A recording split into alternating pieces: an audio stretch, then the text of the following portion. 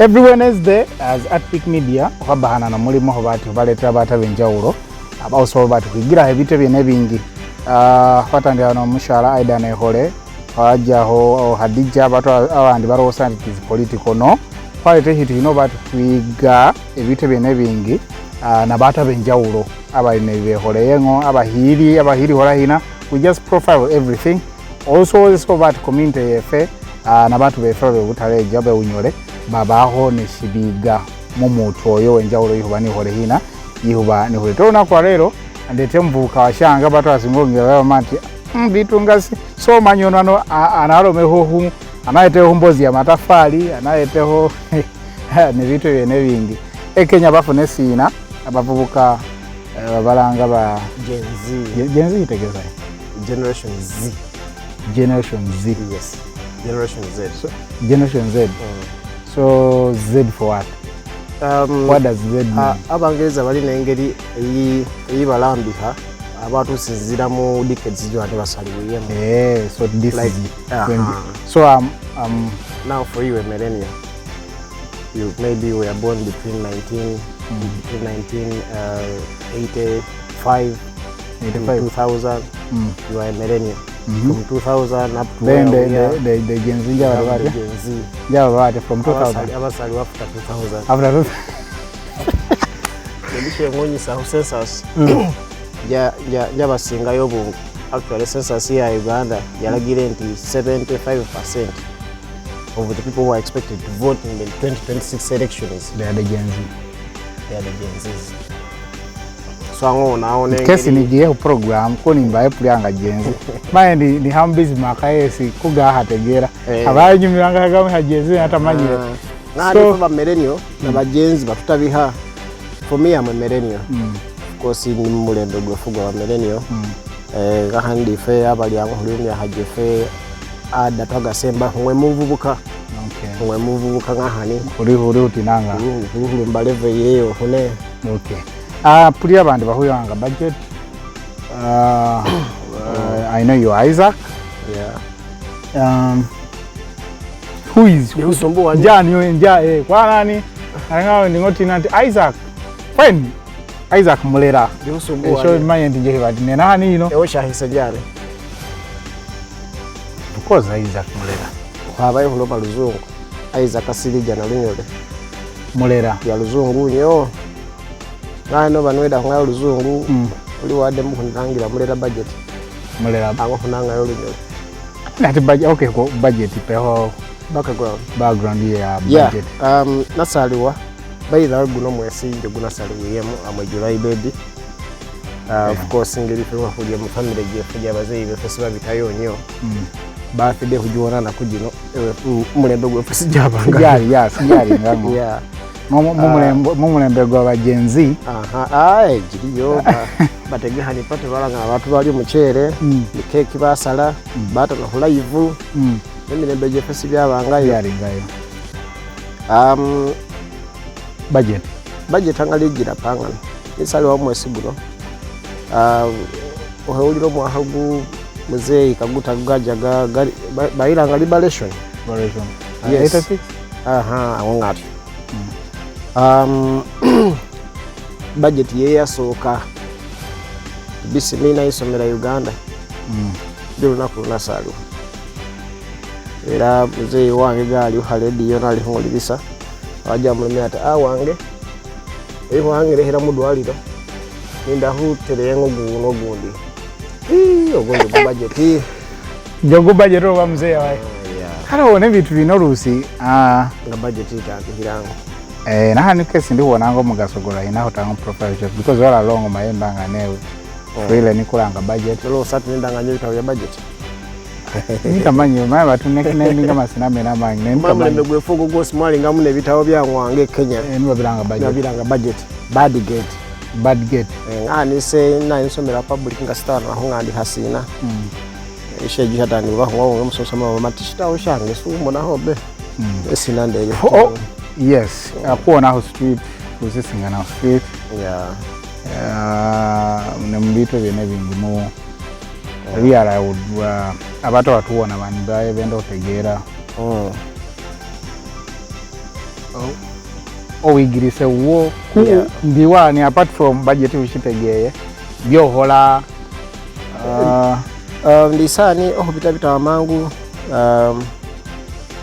nasaliwa muhidala ewo mugenzi Mulera Isaac ewigi ngane busolwe ngano tetegero yimigi etegesa ndi muyigi ngando manyire kola faba yigi wachiri bagesi aho baje baho bangula hoho wabantu wese ufitinga mu society bafubanyo noloba nona jenera wachiri mala giga wala kujo kandale ebiri na osoma hwange natandi ohasomero hali usolo wefangu mu 1993 1992 bahalanga nga usolo nasale school asomero hanya huli atichajaja gatubangula hango mbisere ebyo nango yango gatina hu busolo public school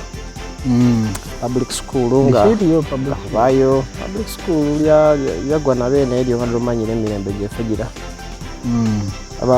abene idea bana ngwango idea yose nge sasani ha nangwango public nze gali nyo interest ga esena bashange wajja huikalira na Lugunjo P7 yeah then after P7 na Lugunjo olo huba kwahola ulange muze gasima gatumira he Buganda eyo esena baganda ngajo haino huliro bulange naja nasomera heyo Tropical High School Kabalagala wasoma then romero Kabalagala Kabalagala shiri fuka ine muone sawa ine agoni gashiri mari kana mbaye nenda tando husa use papula ejo ndi Kabalagala imagine neshiri hufuka neshiri fuhe shiri sawa ino kozi nebiseri ohagera ngahugera na maguru hatakisi kabibiri haho agamye ngale bunga by the way kesi ninge university I remember nasoma ku Kampala University that was in Gaba atikwasa suranga ho nene suru sambu yes from town to Gaba yes exactly bitano lusambu so enjoy na O level so O level nagaluha heno ni halida O level yange ku Busolwe SES school fees strategical kota strategical abazibe fala ngamwe shibabala ewulira anti yomulembo ogonjo gusomera oli eferi ya Ikotoyo College iri mulanga mbo lya bayigi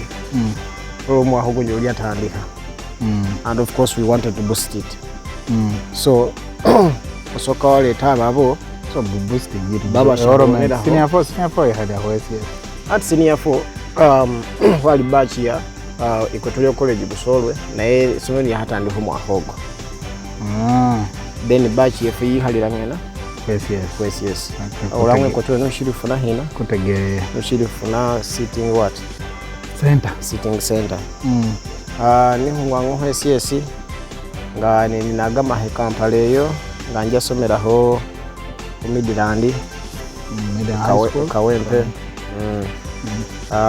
nipo ho Midland nga ndi senior 6 nga ndi ngaluha ku Ikotoyo strategically of course ni ya center ya senior 6 no shiri kuyifuna Ikotoyo yatugenga haja huihalira ku Mbale Riverside yes Zimbale of course obviously nigendera hutumbula somero lyefe and indeed our performance I think jeshibalengereraho rangi basaye balegerenge balmati ne somero limo mulamwa inde habana that's why it is even there up to today. Okay. Yes, then from there I scored well in my senior 6 and my parents wished this umwana wangu rusinga mungira gaja gasoma mateha kesi nesungo hujo soma hena amateha era naja nasunga no why you na sunga hoye na leta admission mzee wanga lulumanyire girls gavita nenga amageseme naga agobusale nayi nago nigablumira mu 10 gafunga mbuzi mwana wange emya hene noli kusomero yana osasulire tushono no yesi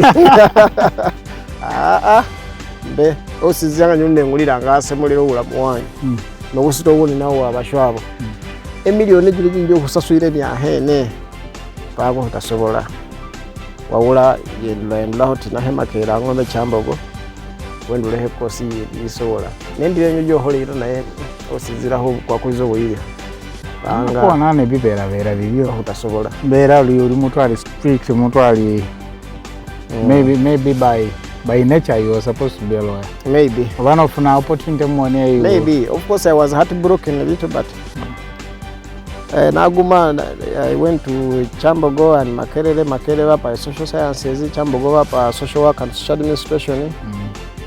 And Nigambu Sangahani Hujino Middle Heading and I zero that social work and social administration.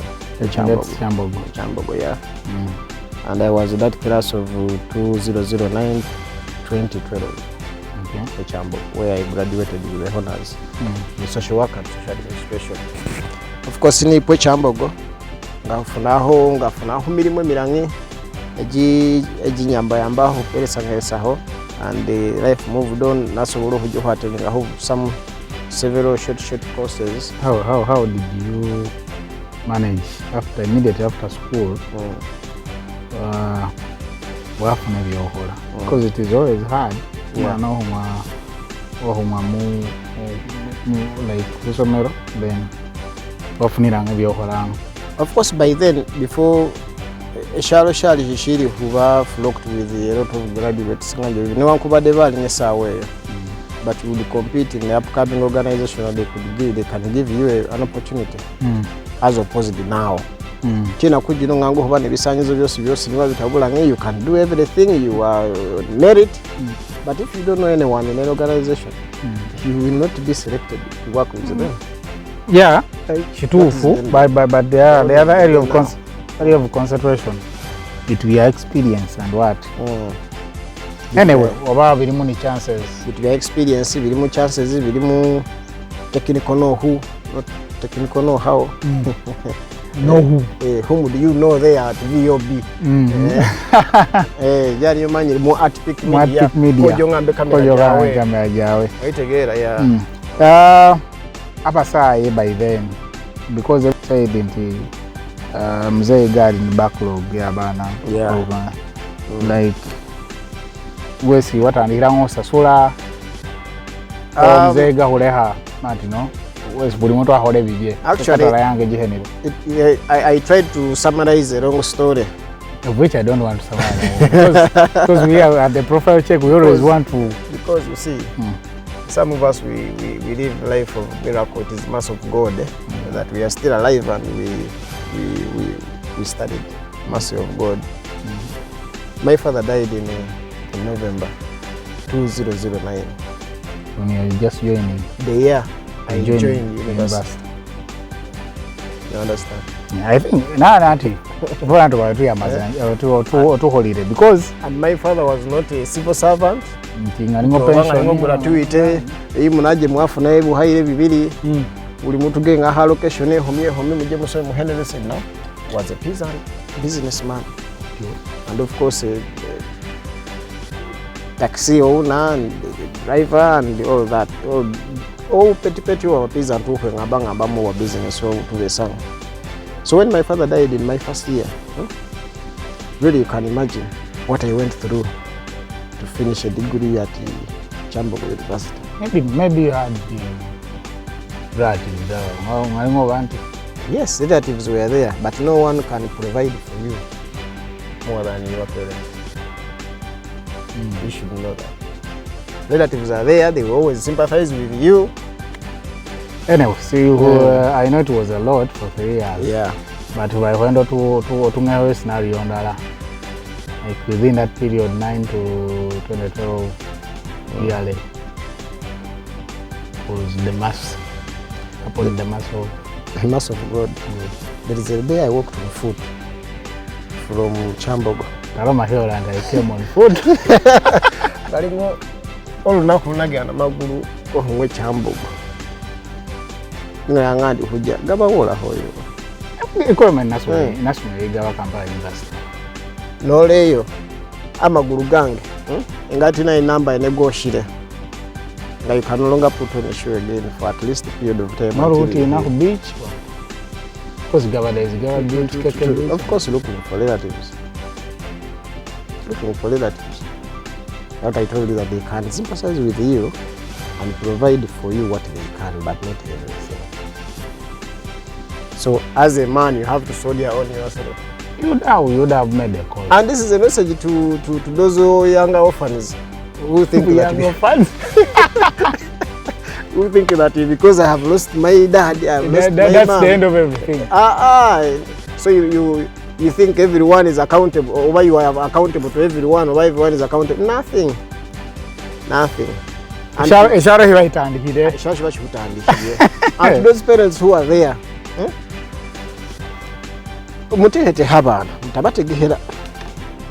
you understand? Those are two statements. You prepare your children to face the world,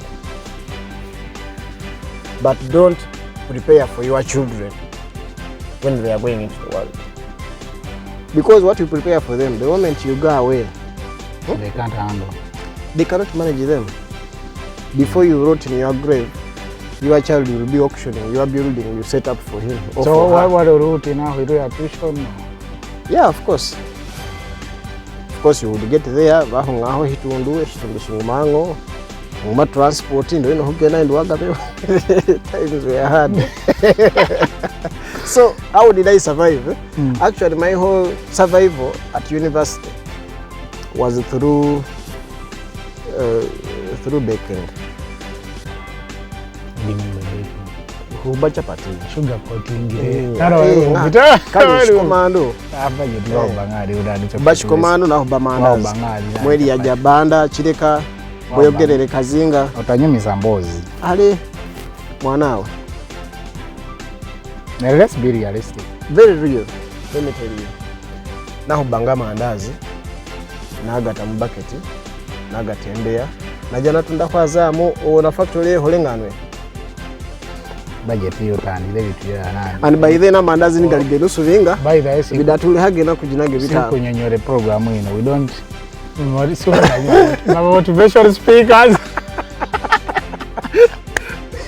Oh, that one is motivation. That's why I wanted to cut my story very short when you wanted to. Let's be realistic. I am very realistic and honest myself.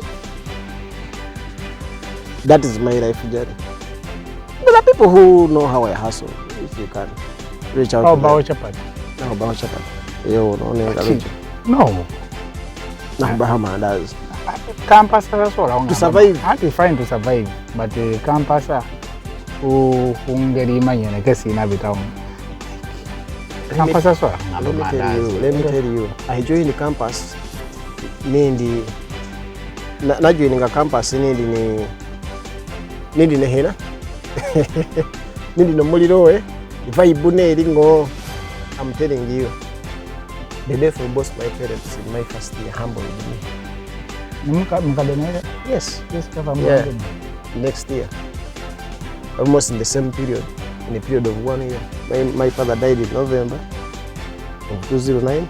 My mother died next year in July. End of story. Pop! That's why I tell you that young orphans, some of us we cried and we gave up.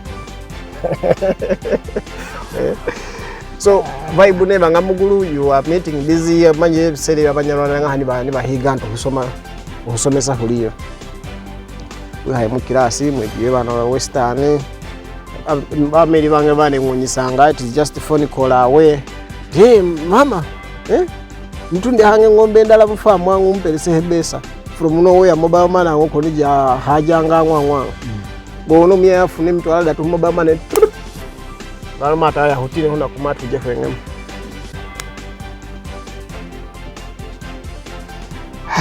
Chapati. I was humbled. My dear friend. Negwali guleta. Yeah. Waga lusanga. That's why I was able. Oh gata. Negwali. Dia gwali gu saswa renti gu kola kospa. Chapati yo gara saswa pato nutrition. Let me tell you. Gara sasa unapata utaito. Na tuise huyu ya mbojo yange. Omuntu ngwa chapati ugwa nazi. Gwahoiya. Gwahoiya, yes. Ele biseyo gwali gwahoiya. Ela nani ne iya. Tuition ali mu 1.2 point. Yeah, my tuition was in 1.2. 1.2 my tuition. So Chapati could contribute. My elder sister, who was then a secondary teacher, would contribute something.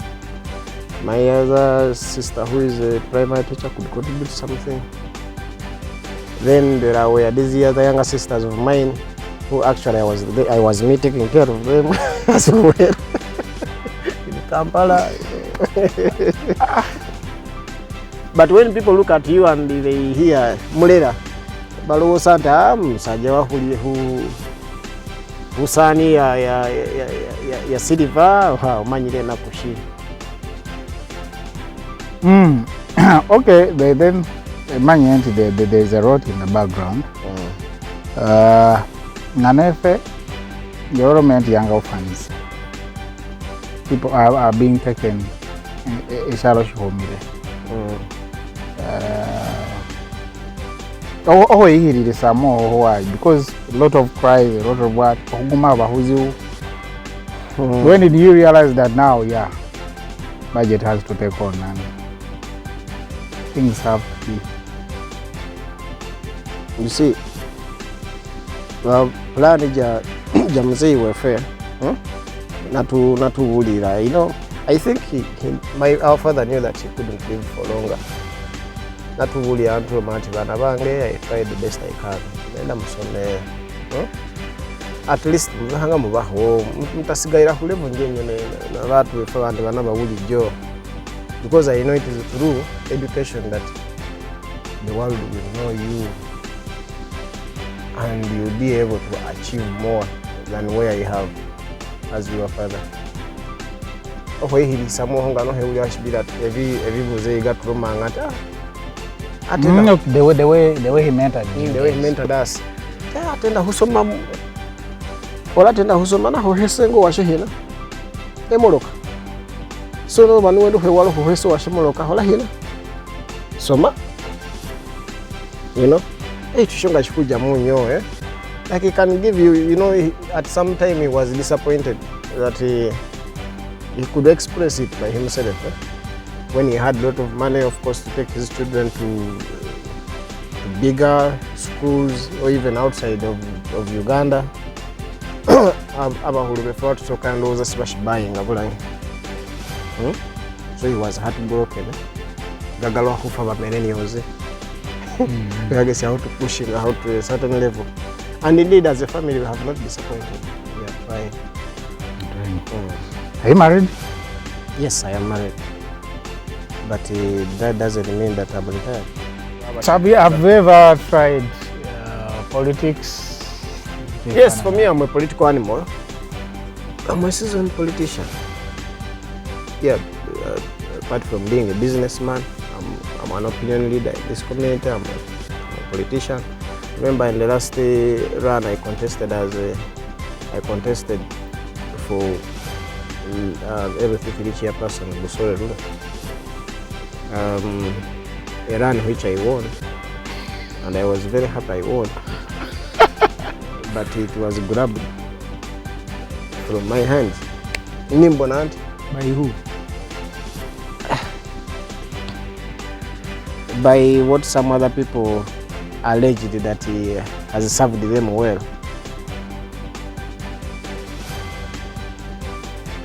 Sorry, contended in a young one because it's okay where angry that you won.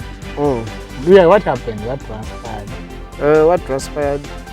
Haluba habala mwene, hangwa hati namtale sente BUTALEJA. You know what happened there.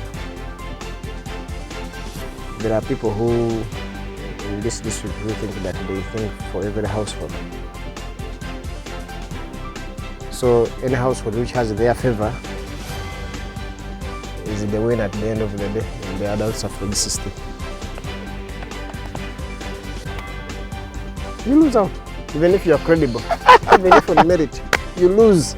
You lose until you will go, and even at your young age, you lost. And even the police will cane you for arguing out that you see guys, this is not right. They will throw you out of the telecenter. That's life. That's life. So back to the Gen-Zs, nimutetegerera mwabene. Abagezi mwabene nimutetegerera.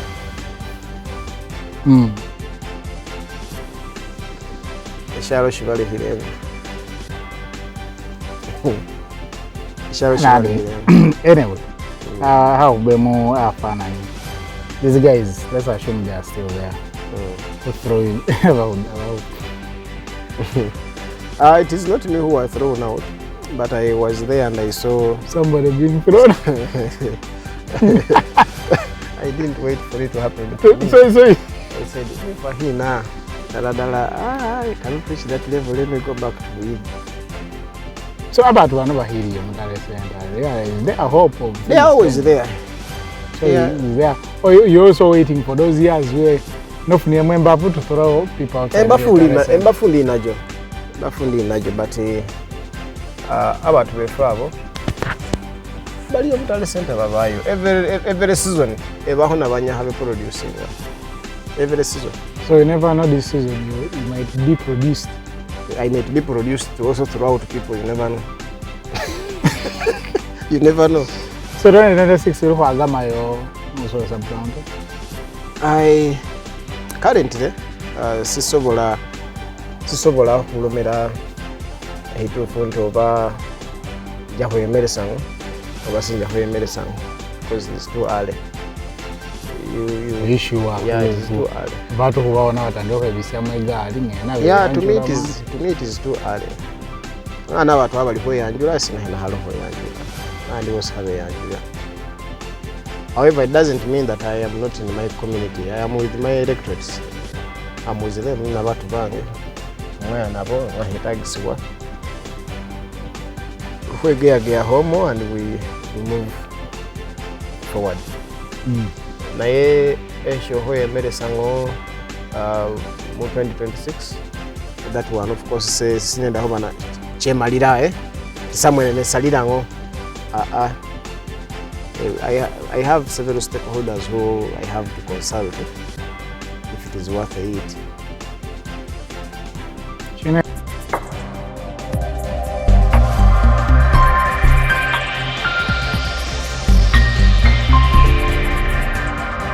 The Profile Check.